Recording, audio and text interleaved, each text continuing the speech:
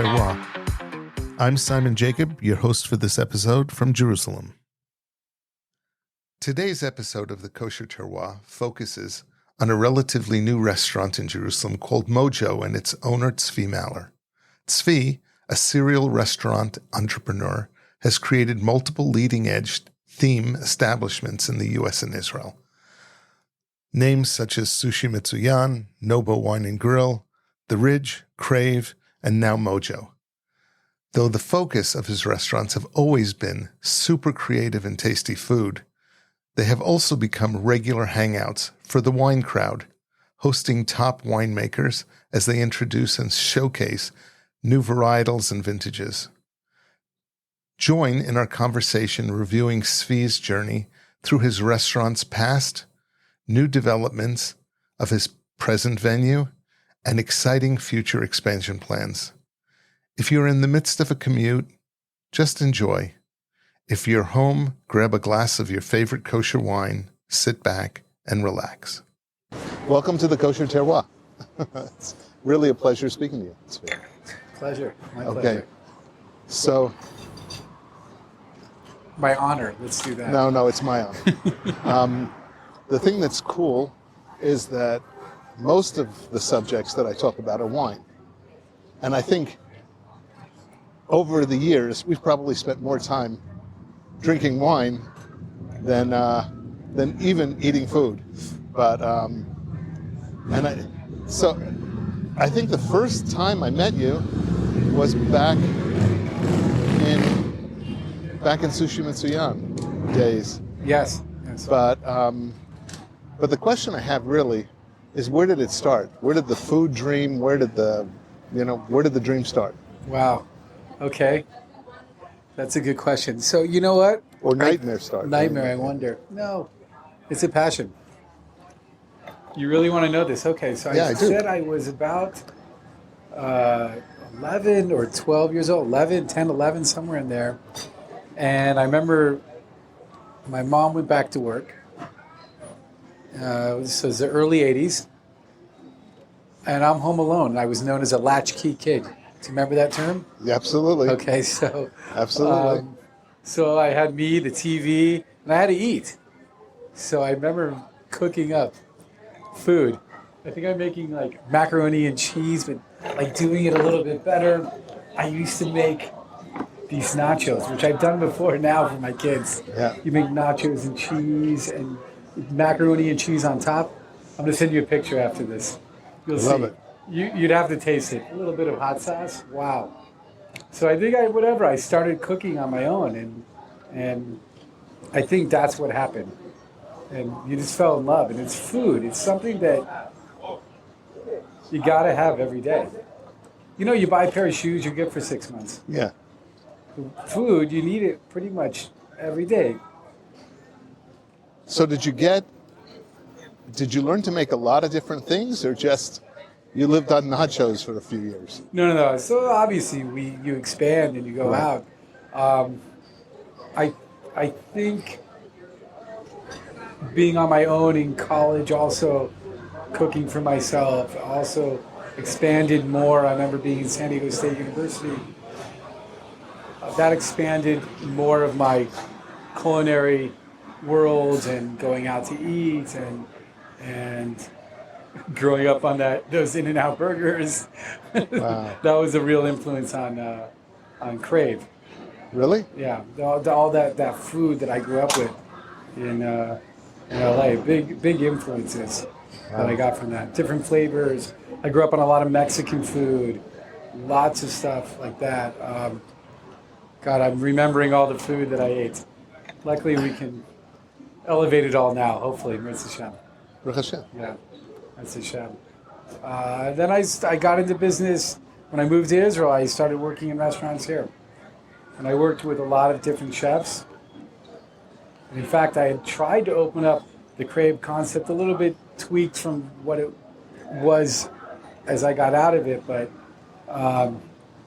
in 1999, I was looking at a place in the Russian compound and doing burritos, and like these were things that Crave started with. Yep.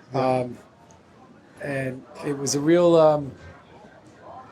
I just couldn't pull it off then in '99, and ended up going back and opened up Sushi Mitzuyan. I moved. I was told Teaneck was an up and coming place, a real culinary place. It was close enough to my in-laws at the time, but not too close. And I felt that it was going to be a place to start something. Mordechai Weiss, I think, introduced me to Daniel Berlin because I had met Mordechai Weiss, the Kabbalah house there. Right. They were tight, and Daniel wanted me to have he wanted me to like resell his sushi, and I was pretty adamant. I was. No. Serve you. No. Sorry to serve you. I'm gonna have to wash, so. No, Sorry. You want to wash? Go wash. Go wash. You're cool. mitzvah. You're cool. Yeah, no, I know. It's a mitzvah. You got two pieces so that I can taste two? Well, Or you two different share ones? it, or I would No, like no, to- it's two different ones. Yes, 'cause Okay. this one is with mayo, and he'll share it with you. No this worries. This one is with the cashew cheese, I believe. Okay. Don't worry. Tell me which one you want. No, I will, but I will. No, taste this one first. Oh. Now taste this one. I didn't know they were different. Now taste this one. That's the one she wants to go with. Yeah, I think. We're in the middle of a tasting decision here for tonight's menu. Ask her to make a couple more. We asked her to make a couple more. Simon's gonna have to taste. I think this one had more rounding to it. Okay. That's right there. Okay. There was tomato on it. What was it? I don't know. That was the one. I thought that was what we already have in existence. And the other one was proposal. I didn't realize they were both proposals. I don't know. Okay. I thought there was more acid on the. On that one, on the right hand one. I thought maybe it was some sort of tomato of some sort on top, and I felt the acid kind of brought out Okay. more. This kind of didn't have that. Cool. Acid kind of like acid. You need acid. Yeah, to- no. So, by the way, what we're drinking is the LV, Encina. the Encina, which Viva is Encina. which is a lower priced white that's just delicious, and it actually cuts through a lot of the food and a lot of the acid, which is, it's perfect for this food. Yeah, I mean, it's- I'm loving this wine. I know. Me too. I'm loving the wine. Me too. Yeah, Moses did a great job, and David did a great job on this Yeah. wine. Yeah. Okay, so you started in So Sushi Berlin Mitzuyan. wanted to sell sushi. I said, "Give me my four walls. Let me open up a restaurant." I didn't think that was gonna. I didn't feel it was gonna be. It would work as well as it could. So I was adamant about small place. If ever doing numbers, I had to do $400 a day in business to break even. Me, one sushi guy, and one guy in the back was the plan. That was the plan. Cool.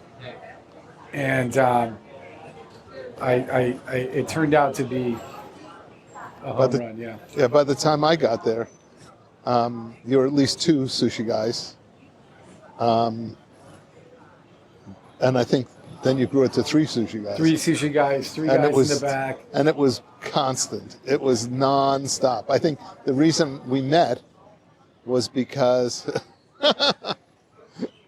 I had been waiting, and then somebody came in screaming about something, and I just said, "Let him go, like do it, whatever." And we were talking, and it was just fun to be there. You It was butchered the story, Simon. I butchered it. That is how it happened. Okay.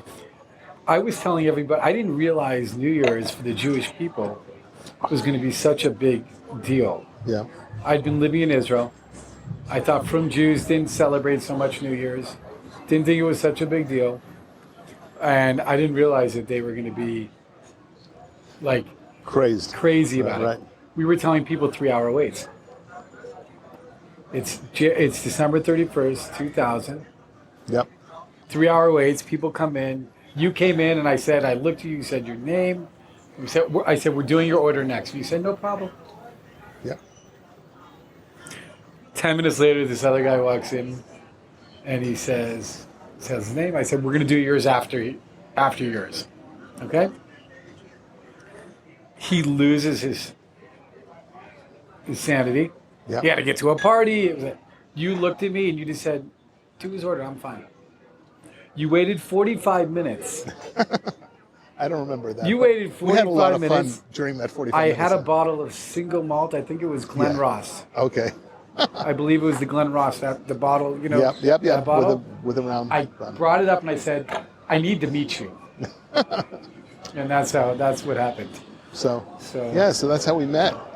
I remember the Glen Ross. But that was, yeah. And then we went from Sushi Mitzuyan, which had a lot. That was really a sushi and scotch place. But what was interesting about it was that the scotch was not licensed. It was supplied by the customers. Yeah. People just came and poured scotch. And it was a party every night. I mean, that's how I met Joey Falkman. Yeah. Well, he was opening up I think it was in '98, either the Napa or the Alexander Valley. No, the Napa. It was a Napa? Yeah, I think it was a 98 Napa or a 90. It could even have been a 96 Napa. Okay, and I didn't know him. Yeah. I saw he asked for the corkscrew, a couple of ounces. And I went up to him and I said, Meister, 10% goes to the house. Yes. That's how I met Joey. So, yeah, God bless alcohol. Yeah. Well, no. and good l'chaim. I forgot about the wine, true. Yeah, we did. We went through a lot of wine at even Sushi Mitzuyan because it did well with that. After Sushi Mitzuyan, we opened up 2004. I had this dream the about pasta opening factory. this pasta place. And I remember being in Tel Aviv in a restaurant. I was inspired by it. This is going back many years before Sushi Mitzuyan. And it was a small pasta, kind of like what Pasta Basta is doing here in the Shuk. Yep. Or wherever they are located. Like a quick pasta. I thought there was a place for that. Can we get a little more wine when you get a chance, somebody? Yes. Yes. So, and I was at that time doing business with my neighbor, Saul Kirschenbaum. Yes. Rav Zalman is his. Yeah.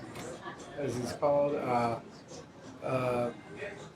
Who had Lavanas and other stuff that he was working on. Yeah. And we opened it in 2004, and there was a struggle there. It wasn't a home run from the get-go. We did higher end. We did a lot of other stuff, and what I found was that dairy it's hard. You have to really do a lot of business when it comes to dairy. The margins are not. The margins can be there, but the price is definitely not there. As Rav Zalman taught me, you have someone sit in your seat for 4 hours. Great, your food costs are at 25%, which is great. But if you only can make $15 on a chair, it doesn't make business sense. It was simple mathematics, and we did that till 2009, I think. And at that point, we changed over to meat. And in between that, I opened up another sushi place up in Muncie. Right. That was 2007. It wasn't the Ridge. It was Sushi Mitzuyan. And that was an interesting thing, too, because Sushi Mitzuyan in Teaneck was such a success. And when we went up to Muncie, I found that we ran it for 6 months as a part restaurant. The same as Sushi Mitzuyan in Teaneck. And what I found was that people got to a point where they were like, it's very good, the fish, but we want some flesh. So I learned that you have to, wherever area you're in, you have to cater to what people want. To the customer base. Yes. And certain people want this or that. And I don't know, maybe the people I find that also in Jerusalem, Tel Aviv. I find Jerusalem people aren't so interested in fish, and I enjoy fish. I still eat a lot of sushi, you know. Me too. Yeah. And that I make myself, thank God. But like I find that fish in Jerusalem doesn't go as well as fish and I hear fish moving in Tel Aviv all the time, which is interesting. Different customers want different things. Like I feel that sometimes people they walk by and they want to eat and they want to feel pain afterwards. Unless they're hurting afterwards.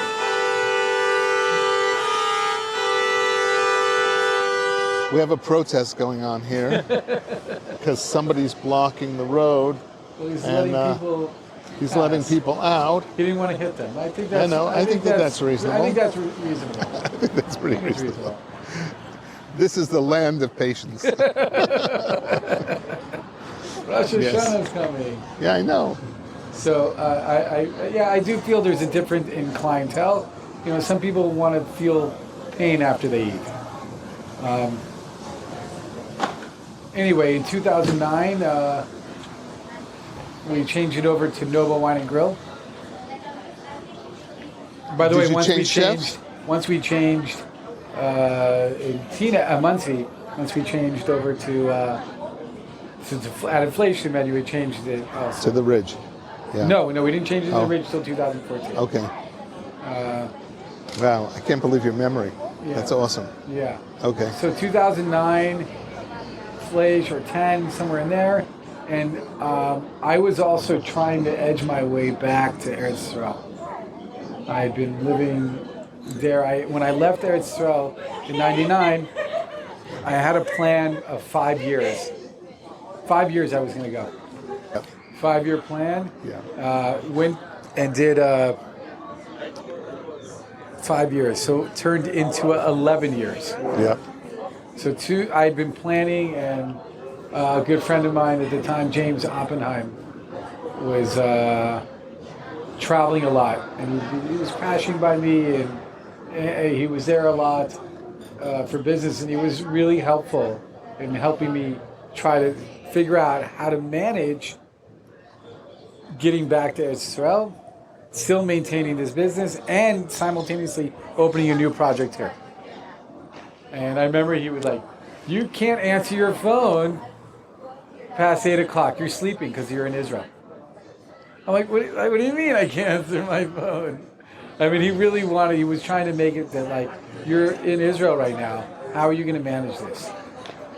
And it was definitely an interesting exercise. Yes, interesting exercise. Finally, in 2011, I think it was Tisha B'Av. I like to travel on Tisha B'Av. I have a few times. Yeah.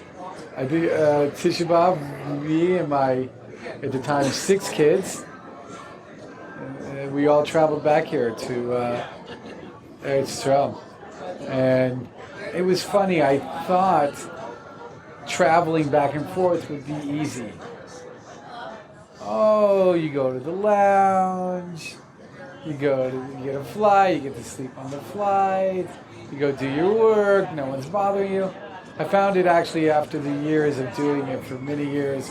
1K, 1K 4 years in a row or something? Yeah.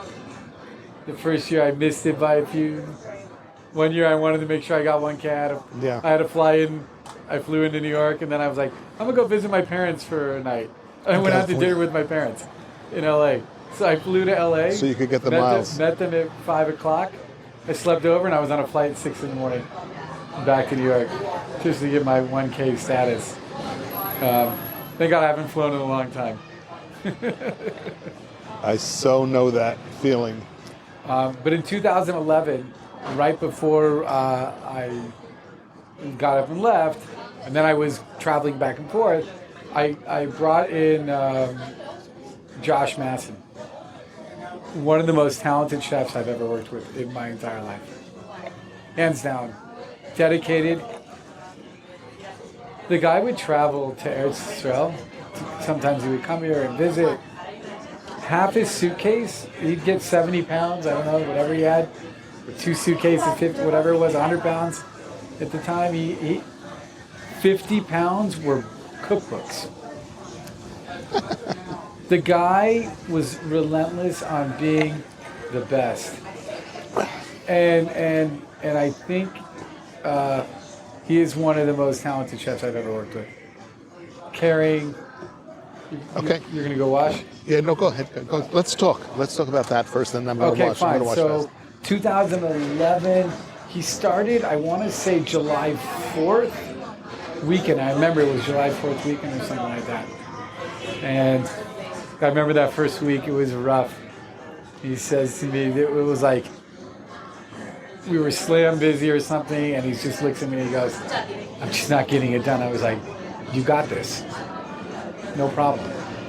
Complete faith in the guy. The guy is talent. Super talented, and super picky Yes. about stuff. I mean, like, Baldor. You gotta get the vegetables. I don't know. I'm sure he found a better place now.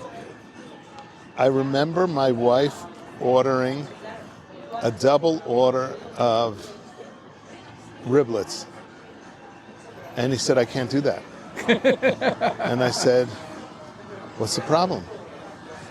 And he was so serious, and he said, "I can't do it. I don't know how I'd plate that." and I looked at him like, 2 plates or one on top of the other? You know, like, I'm eating it because it's delicious. I'm not eating it because it's like, plated properly. And he meticulous about everything. A really, really special person. That's the person who made it work. 100%. Yeah. Hands down. Nobo was Josh Masson. Right. He did you had to see him cut chives. Chives on a Friday. Yep. Leave me alone. I have my knife. I'm gonna cut chives. And watching him do it with using paper towel to clean it, like I'm telling you, How meticulous it was. It was like just insanity. Okay. Incredible culinary genius. He So- hands down, incredible chef. And we ran that till COVID. Ups and downs here and there, but overall, incredible experience. I learned a tremendous amount from him. I learned a lot from a lot of other chefs. There were a lot of chefs that went through. I worked with a lot of chefs. There was Barry, there was Dave. There was Chase. There was I can't even remember all of them. Yeah, but I remember you used to sit in the back of the counter in Sushi Mitzuyan making sushi while the guys were watching you to make sure that, you were doing a reasonable job. You were willing to try anything. So that was one of the cool things. Yes. Go. I'm going to wash. I'm going to wash because we're going to try something. I'm washing.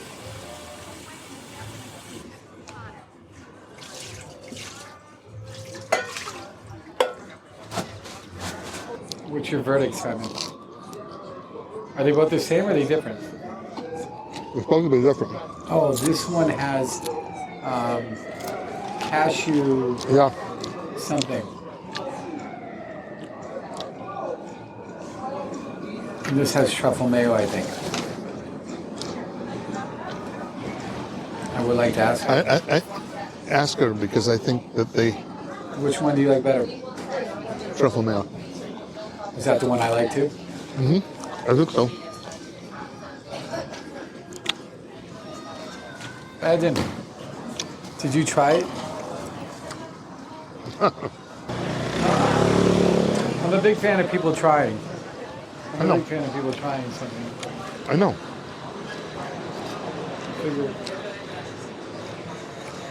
I learned from Josh. Josh said to me once, he said, if people oversalted, they get a raise. If they undersalted, they're fired. At least if they oversalted, they're trying. We're in the restaurant business. That's cool. Yeah. We're in the I restaurant always business. oversalt. I'm very bad. I always oversalt. Yeah, no question. He was hands down incredible chef. Still is incredible. So 2011, I moved here. traveled back and forth. Worked with Josh and Rav Zalman. Rav Zalman in 2014 moved on to some other stuff. And it was me and Josh left it at Nobo at that time. Yep. I was still going back and forth. And then 2016, I'd been working on this Crave project for a long time now. I've been trying since 2009, 8, whatever, when I started talking to you about James. And I met Mayor Shomer. I don't know if you know from Shiloh Winery. Yeah, Shiloh, yeah. And he had mentioned that Todd Ahrens was moving to Eretz Yisrael. And he had been at the winery, at Herzog Winery, here at the store. And he was moving to Eretz Yisrael. And I remember meeting him in Tel Aviv at, was there a beer bazaar there maybe, possible? Or there was some beer place I met him at. We talked, and then we started working on this project. And I brought another person in. At the time, we brought another person in, I think, right, at that time? James. James was there, obviously. We were working on getting... Yoni. Yep. And we thought we needed a lawyer. We didn't like someone that could help us with real estate or Israeli stuff. That was at Yoni, the time. yeah. And I had a vision of doing this like dream team hospitality, like trying to really make something big here, a big splash. And I felt that if I had enough ammunition, we could make it happen. And Todd, another phenomenal chef. I can only say praises for Todd of what his knowledge is, and I'm sure is still. In fact, I heard he's working on a new project up north. I only wish him the best. Yeah, honestly. Like, no, he's a doll. His wife used to be the teacher of a bunch of my kids. Really? Yeah. Maura Ahrens. So yeah, actually, he used to. I didn't even know this. I don't remember it, but he said he used to go to Sushi Mitzuyan once a week in the back in the day in Teaneck. So because he had a restaurant called Mosaica. Yeah, he had it in Mosaica, and I used to live in Mosaica when I wasn't in Sushi Mitzuyan, and I used to keep bottles. He had a lockable wine, just a wine rack with real old style wine rack that you could lock. I don't know if he ever even locked it, but I used to keep wine, some wine bottles there. Speaking of wine, you have a bottle here right now. Tom, is that right? Yeah, Tom. Tom? Tom. Yeah, I don't. Is it any good? It's sitting in the wine fridge. You left it here. It's not good. It's great. It's great. Okay. You know why? I think if it's what I think it is, it's a bottle that I created with Yaakov Oria and Tomer Panini and Ari Pollock. I made a specific wine with Tom called Rabbeinu Tom. Really? So I think that's a bottle of Rabbeinu Tom. You made this wine? Yeah. This was one of the wines we blended together, and yeah. And well, I'm storing it for you. You needed a place to store it, I guess. I know. Well, we can try it after the whites. I'm enjoying this. I know. I'm enjoying this too. It's nice. It's summer. This is great, easy drinking wine. We're sitting outside. If you didn't know from all the car horns and what have you, and the motorcycles going by, but we're sitting outside, on in one of the tables at Mojo, really, really enjoying. Shlomo Tzion Malka. We're sitting on Shlomo Tzion Malka. Yes, we are. And the street name, everybody should know what this name is. It's our Jewish history. She brought a lot of pieces of Jewish people. For about 10 years, I think she was queen. She was the queen of the Jewish people. And I heard, had there been more women like her, the Jewish people would have been in a much better place. So we opened up in 2016. Yep. We tried to model. We wanted to get rid of tipping, and I think it was a real mistake in retrospect. Danny Meyer, one of my favorites in the restaurant business. Yep. Obviously a Jew. Yep. I heard one of his podcasts not too long ago, and he says Yeah, there was a saying my grandfather always said, "Man plans and God laughs." I was like, "Oh yes." Yes, he's definitely, yes. He's hardcore Jewish. Yes. Right. And but he did unbelievable stuff. Union Square Hospitality Group, the restaurants that he's done, obviously finishing with Shake Shack and like not finished. He still has more to do, I'm sure. But what he's done with that is like incredible stuff. But he was doing this. Let's get rid of tipping. One place. We tried it here in Israel, but the only people that were making money on it was the government, because on sales the government can tax you and charge mom. So 17% of the tips, ki'ilu tip, that we had put into the menu price was disappearing. Was just going to and unlike tips, there's no VAT on it. So the government was the only one making money. So we had to lower prices and then put back tips and let people tip, and then the waiters did much better, and the government didn't make as much money. They're probably mad at us, but I don't think so. I don't think they even noticed. I don't even think they knew. I don't right? think they noticed it. They didn't even know. The other thing is that they also, for so long, you couldn't put a tip on a credit card here. You had to pay it in cash. Why? I don't even know why that was. There was some logical thing in their minds that they I don't honestly Nobody understand. knows. I don't understand. And in the end, because what it incentivized people to do was to pay cash, which was something that was totally not trackable. So instead, putting tips on credit cards, them being tips, was at least trackable. I wonder if it was the merchants who was. No, it wasn't. Well, the merchants were for it initially, but it was because nobody did it. Nobody would put it on a credit card. You couldn't. There was no way to do it. I remember this time. Yeah. So it was like, oh, you want a tip? No, you have to put it. You have to give it to us in cash. And it was like, okay, it sounds a little under the table, but that was life here. And I but think that's changed. I think people tip more with a credit card. Yeah, they definitely do, because a lot of people are on expense Nobody accounts. has. A lot of people are on expense Yes. accounts, and nobody has change, small change. So what happens is they look in their wallet and they have a 200 shekel note, and they're not going to tip a 200 shekel note. Right. Hi-yo, how are you? So. And I think what we did at Crave was pretty incredible. I really, in 2018, I think it was, Todd and James moved on and they went to open up a place called Bodega. Check it out. Tel Aviv. Go check it out. If you're in Tel Aviv, somebody should go check it out. Yeah. It's great food, incredible food. Todd's a genius. Todd is a genius, no question about it. Another culinary genius that I had the opportunity and the exclusive to be able to work with. Yeah. I can only say praises for him.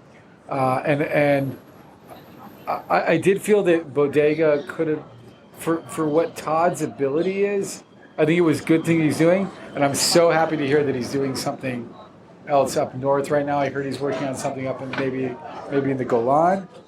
Cool. And there's a lot of people moving up to the Golan for some reason. I don't know. Effie Kotz, who was the sommelier at the rooftop in Mamila. Right. He just got married. He was the bachelor. You know, he had a ponytail. He was like this bachelor guy who was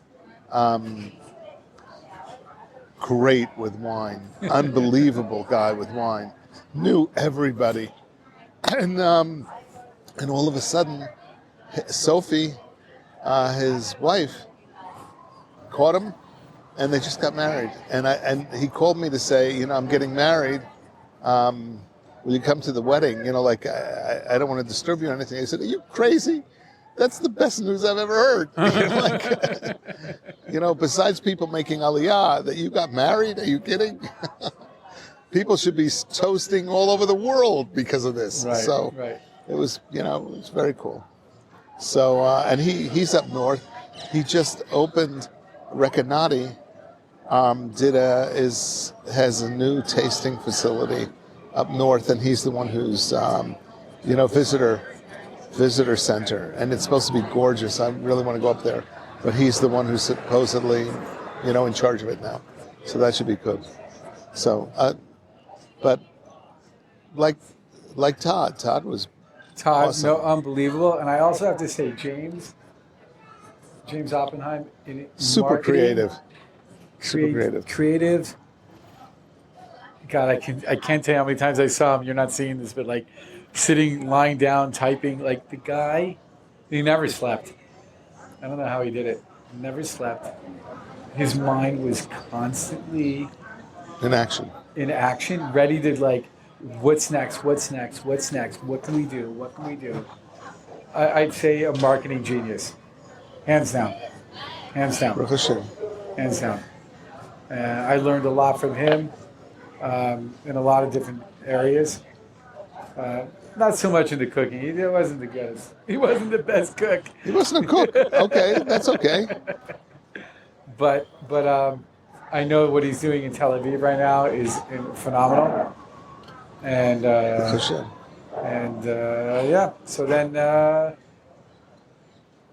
So that was Crave, and now we moved on. I had actually in 2019. It was Hanukkah time. I remember being at the restaurant, and I'd been making lots of pizza, and I was convinced that there was meat pizza to be done out there. And the first stuff I made, I remember I was at the restaurant, and Eden was working that night, so I didn't want to leave her yet. And it was Hanukkah, and I wanted to be around, but I prepped all this food. The first pizza I did was I was like, I bet we could do a Reuben pizza. Take the same components. Hi, Tanya and Anava. Hello. Who's that? I'm being interviewed right now. Say hi. I'm sorry to bother you, but no one else was over. Can we get the wine? The wine? What one? The Viva Encina, yeah. Yeah. Yeah? Thank you, Anava. 2019 Hanukkah, I basically take the Reuben ingredients, which was our pastrami that we made, and kimchi and cheese, and I chopped it up, the Reuben meat and the pastrami, and made it like I did it in a fry pan, and I sent it home with like...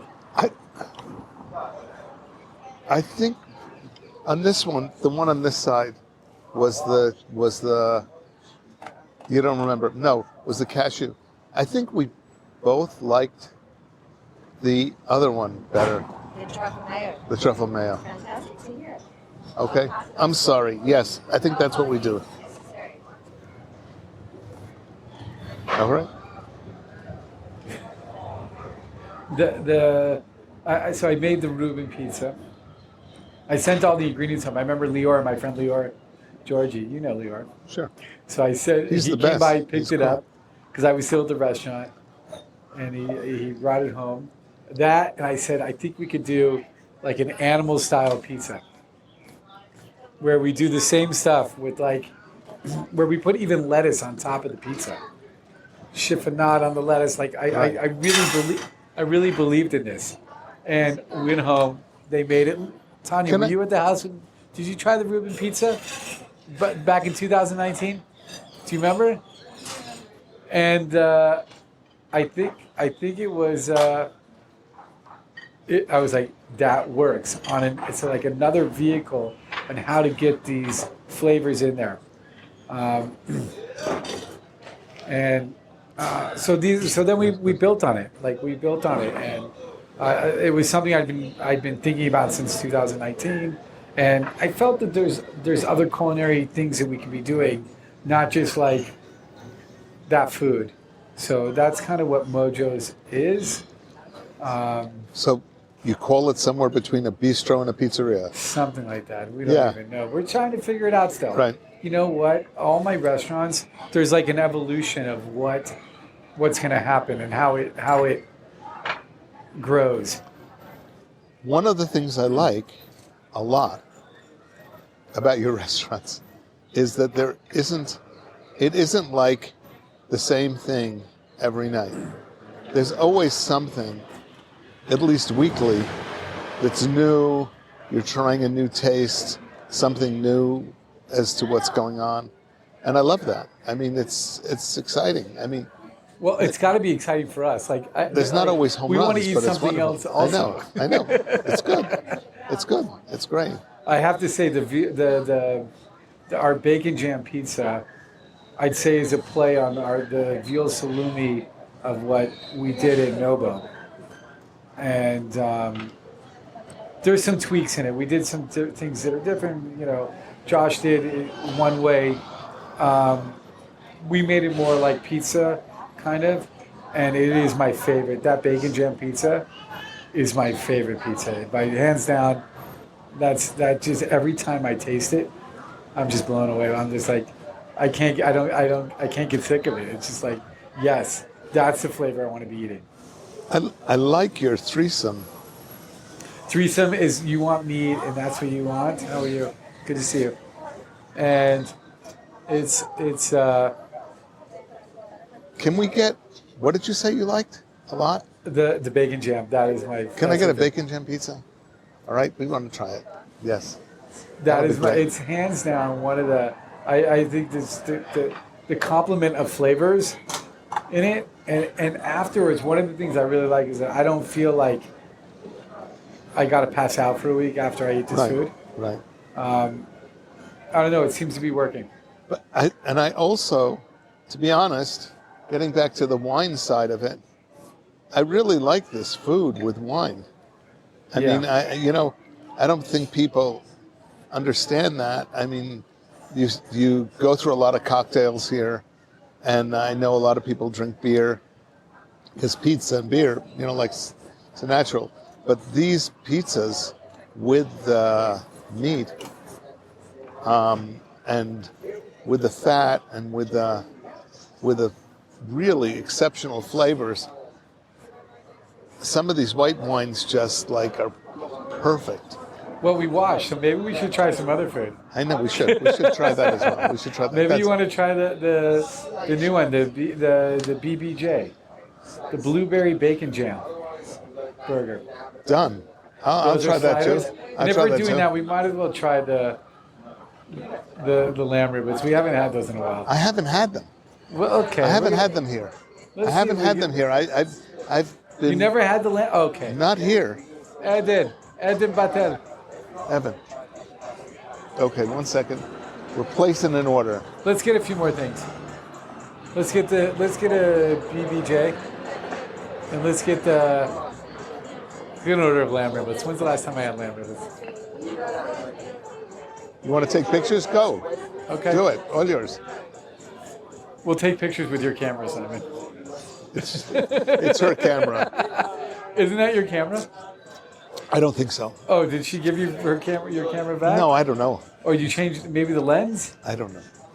All I know is that she's such a great photographer. It's not about cameras. It's about the photographers. Okay, well, we learned a lot from photography from David Zimin. Let's give him some credit.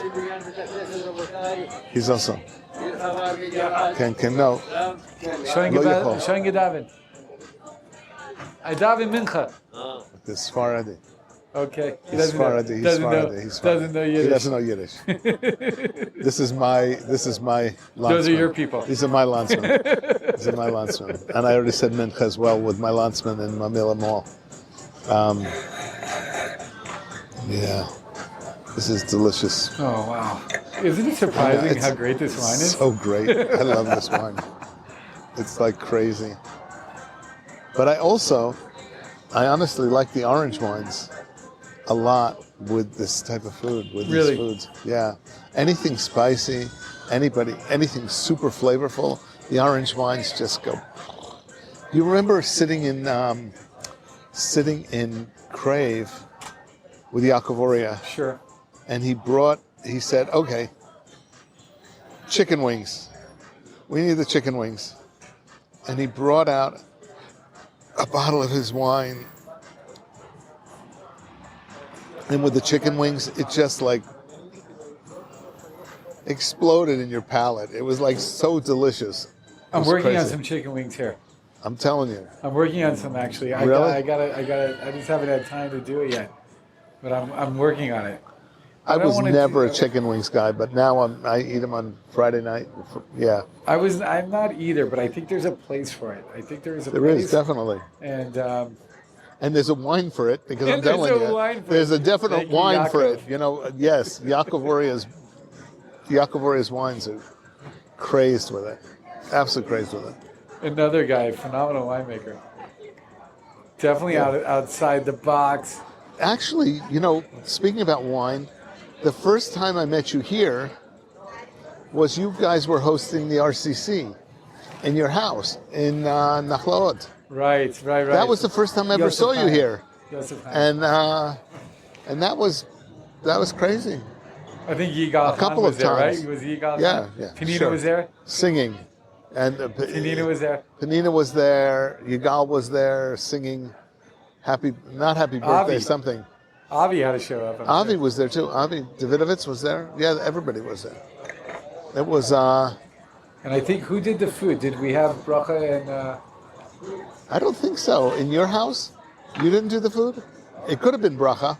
Bracha And Uri. I think they could have been bracha and Uri. I think they did it. Okay, could have been. I'm not sure. How was it? Excellent. Okay. This was your first time? No, he is. You're the balabus. Yes. I'm the Balabus. How are you? Excellent. Good. Very good. He runs cover for me in case it's bad. He'll take. Yeah, the blame, in case you and said I can something hide, negative, he but, could just hide and I could take the What did you eat brunt down. tonight? What did we have? We had the Lamb. lamb riblets. Okay, yeah. They were excellent. I don't know if I can order it every time. They're fatty. Lamb is They're very fatty. Very Lamb is but fatty. They were delicious. The KFC was great. Yeah, that's fun. The OG slider was great. Legit. The Italian salad was excellent. Yeah, nice. And what The else? cookies are in the back. The cookies are in there. And gin and tonic. Tequila. You had I tequila, have a and you had G- gin and tonic. It's a very clean alcohol, gin. It's Which one my- did you have? Bombay? What is He it? gave me Bombay, but now I see you have thinkers. Do you I know love thinkers? The guy swears, Bennett. He says. The guy It's as Naftali. good as anything out there today. He says you will not wake up with a hangover. They do something. I did the tour. We did the tour. Oh, you did it too. In the Okay, you did. distillery. Okay, you know it. Excellent. Anyway, Thank you. Hatzlacha. Thank you. Thank you. Thank One you. of our new favorite places. God bless you. You know Yeah. what? We hope we don't. You know, we enjoyed cooking for you. That was a line I learned from So Josh. your next thing is you need to open in the Modine area. Okay, Simon. What do you think of the pizza? It's terrible.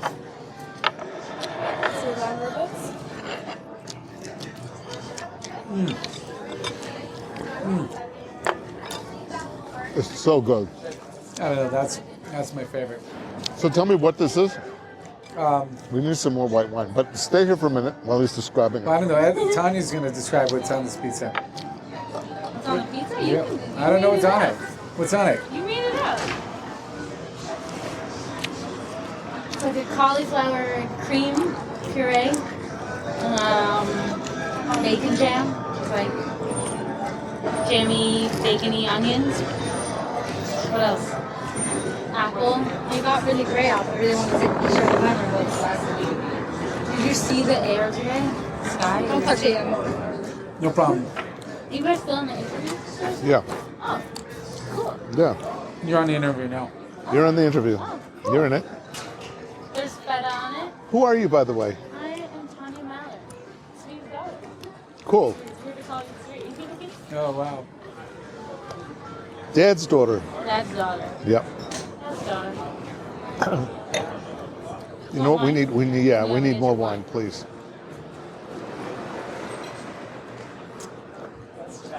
Okay. So dark. So Aiden is here taking pictures. Also another one of Tzvi's daughters. Oh, and who is this? Anava. This is Anava, Anava another one of Orchaya. Svi's daughters. We need forks and knives. Can you grab them? This floor. This is in this one. Who's the what? This floor. It looks. Oh. I just took the picture as you moved it. Wow, look at that. This is crazed. I think the hot peppers on the pizza. Blow it off the. Yeah, I think it just kind of like you got this sweetness from there's some chili honey on it, but it's not so spicy, the chili honey. And I think that it just like complements the apple, the smoked bacon, the arugula. Who doesn't want arugula on their pizza? You know? Go for it. Perfect. And the wine's good. What more do you need? This is a wine you can drink, just on a hot summer day. But when you drink it with a pizza like this, it's just so much better. Everything just clicks. Well, as I always said, wine is like food. Wine's food. Totally. Like, I feel like I sit down sometimes, I'm just like, this is good food, but I feel like I need a glass of wine.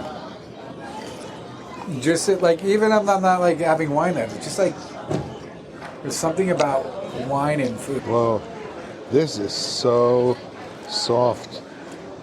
You gotta be kidding. These lamb riblets are crazed. Yeah, let's try that. Let's try it. Let's try the lamb riblets. Wow. Number one is they melt in your mouth. Not good.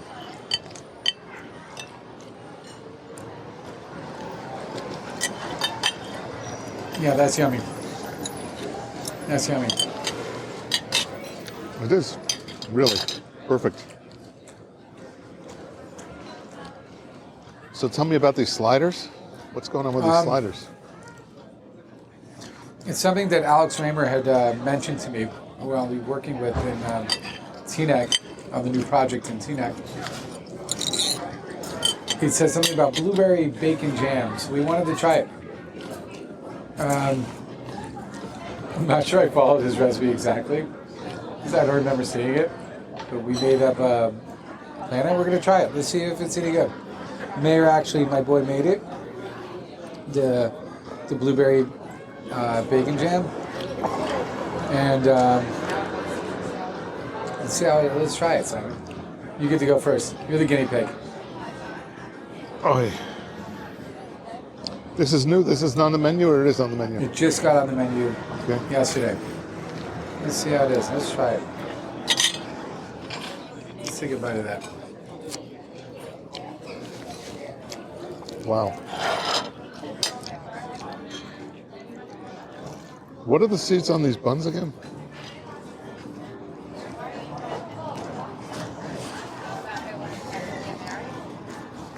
I waited till your mouth was full before I asked.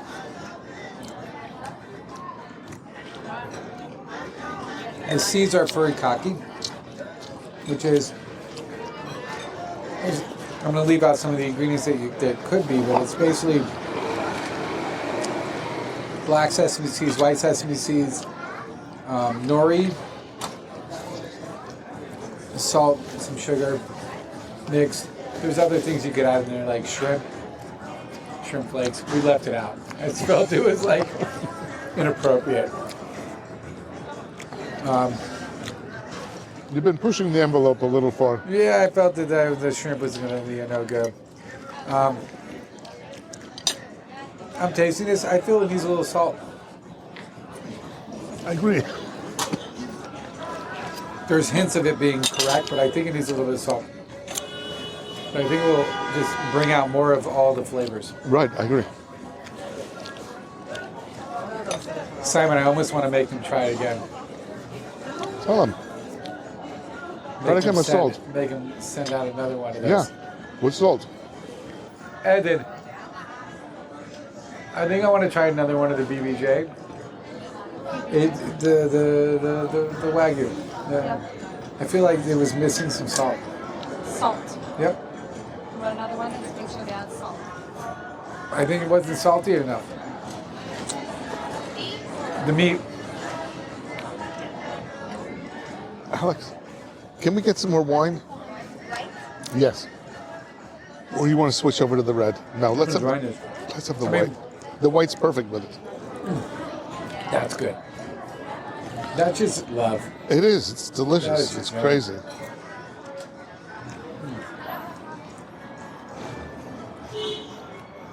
Absolutely delicious. Okay. So what's the goal with T-Nex Mojo, version of Mojo? I was going back and forth and like, the truth is I was ready to walk away from the whole project. I just felt I couldn't do it, and Joey Folkman was adamant about not doing that. Yeah, because He wanted the place to eat when he could go. he's one of, yeah. He, myself, and a whole bunch of other people. Right, So he's voicing a lot of people's opinions. right. So we're close to the end here. Missing some. They were harassing us about a Thank you. bathroom right now. We're gonna work it out. We're gonna work it out, and hopefully we're gonna get open very, very soon. I was going back and forth on what we should open up, what name-wise. I've been a whole lot of different names here, and I felt that what we were doing here in Mojo's, I thought could work there. So why reinvent the wheel when we have something that I think is a viable option? And I believe that Etinek has a much bigger facility. There's 6,000 square feet there. A couple of kitchens. We can do a lot more stuff over there. So I think it'll be Mojo's what we're doing here on steroids. I'm loving this. Yeah, I mean, what's there not to love about slow roasted lamb? I know. And Slow roasted lamb riblets with what? That sauce is a sauce based on something I did, honey garlic beef ribs back in 1996. A modified recipe from that when I worked at a place called Norman's Steakhouse. Here. For Storm and Norman. I remember that. Yeah, I was here. you were there. I was there. It was on, I didn't know you were there. Yeah, Hamalot. Yeah. No, it's no. Wait. Then they moved to Emek Rephaim. Yeah. So before they were on Emek Rephaim, Norman was involved, Yeah. and I worked for him. And then he wasn't involved? Then he got out. Wow. Yeah. I didn't still know see that. Norman every so often. I get Norman sightings. Really? Yeah. Yeah. I guess I didn't know Norman. But I remember. Hard guy to miss. A hard guy to miss. He was all over the place. But he made these honey garlic beef ribs. So this is a sauce based on that, modified a lot, but that was its inception. So there's been a lot of culinary influences throughout my life, I guess you would say, that have come to this place, and that's kind of what this is, a culmination of lots of all those flavors. And I hope I'm not done. I'm still ready to do some other stuff too. I'm not done yet. I'm not done. Okay. After Mojo's, I still have some other plans. I'm not ready to, retire and Yeah. sit on the sidelines. You're a young guy, man. I know you don't feel that way, but you are. Okay, try this on. I'm going to try it.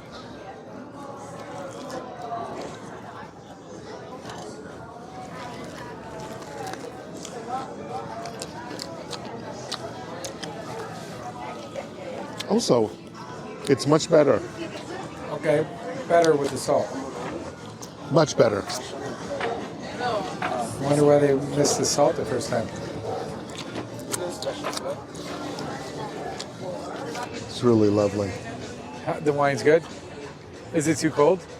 It's a little cold for red, but it's good. It's not freezing. So we'll have to change It's the fine. temperature. It's on fine. that. It's fine. We're doing great. We'll change the temp on that. Let's see how that is.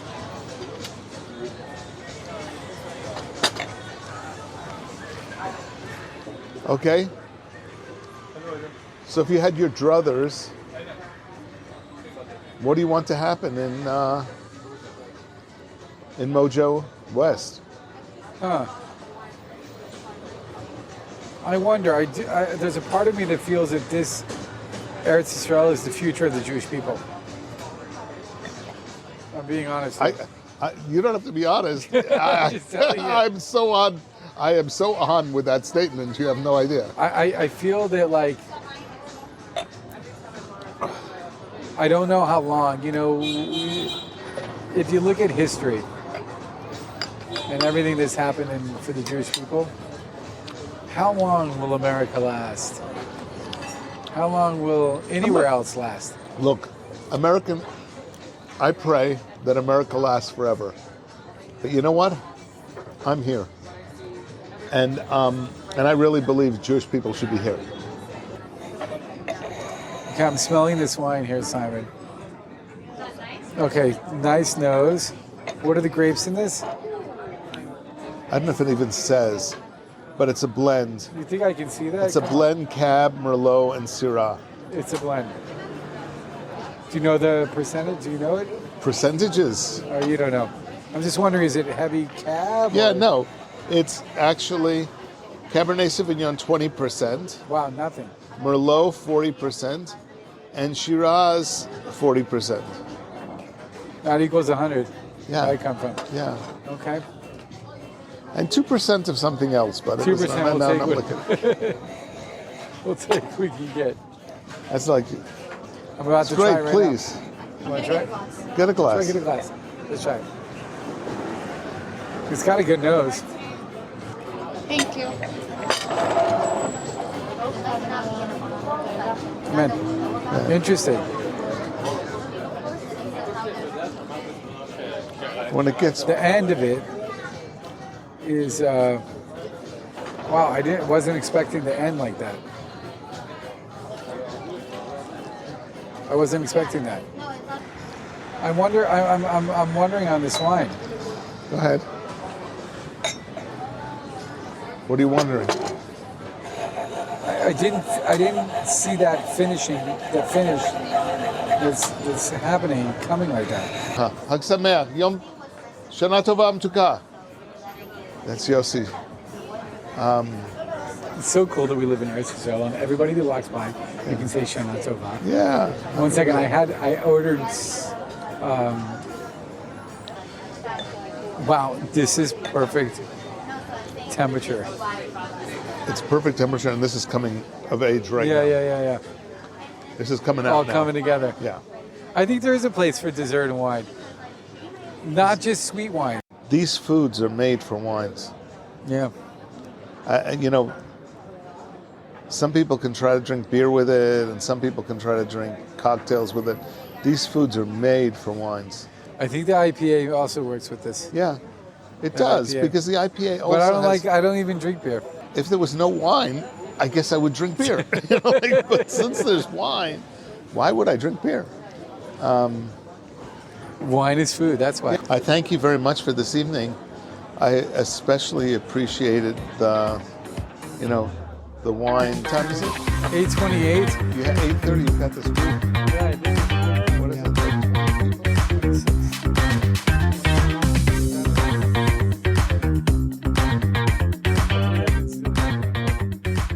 Thank you for tuning into this episode of the Kosher Terroir. A special thanks to Tzvi Maller and all the staff at Mojo Jerusalem for allowing me to interrupt their evening routine. If you're looking for lunch or dinner in Jerusalem, I strongly recommend Mojo's incredibly tasty food. They are located at Shomsion Amalka Street, just a couple of blocks from the City Hall. I hope you tune in again to more episodes of the Kosher Terroir.